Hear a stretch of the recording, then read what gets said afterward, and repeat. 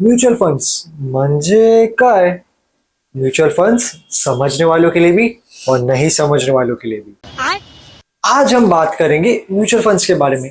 एक चीज जो हमेशा कंफ्यूजिंग लगती है, पर चिंता मत करो, हम है ना। सोचो कि म्यूचुअल फंड्स एक डिनर पार्टी है। अभी मजा आएगा ना भिड़ो। हर कोई अपने फेवरेट डिश लेकर आता है, लेकिन एक अलग लेवल का मजा पता है कब आता है? नहीं। जब हर कोई अपना खाना शेयर करके खाता है। वैसे ही म्यूचुअल फंड्स में हर कोई अपना पैसा एक साथ डालता है और फिर वो पैसा अलग अलग इन्वेस्टमेंट में लगता है।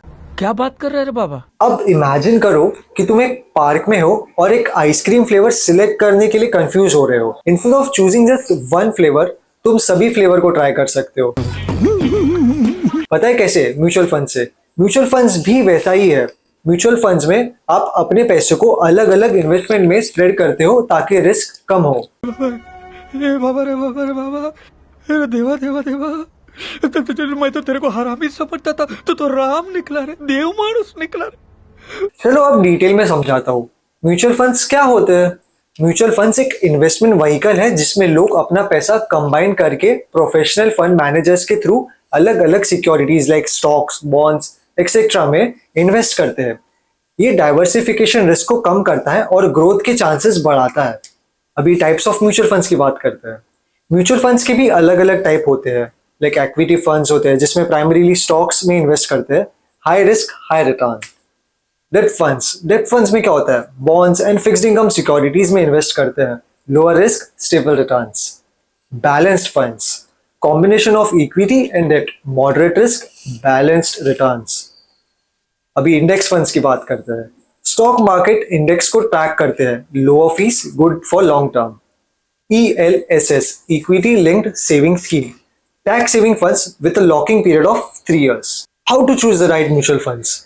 म्यूचुअल फंड्स चूज करते समय ये पॉइंट्स ध्यान में रखें। इन्वेस्टमेंट गोल्स, शॉर्ट टर्म या लॉन्ग टर्म गोल्स के हिसाब से डिसाइड करें।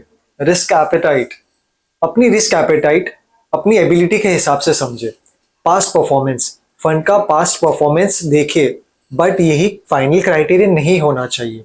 फंड मैनेजर्स ट्रैक रिकॉर्ड, अरे नहीं नहीं भाई, उसकी जासूसी नहीं करनी है, उसका एक्सपीरियंस और सक्सेस रेट को इवैल्यूएट करना है।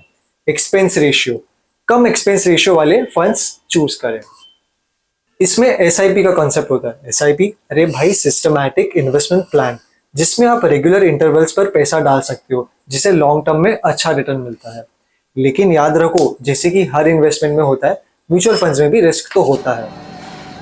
रिस्क है तो इश्क है।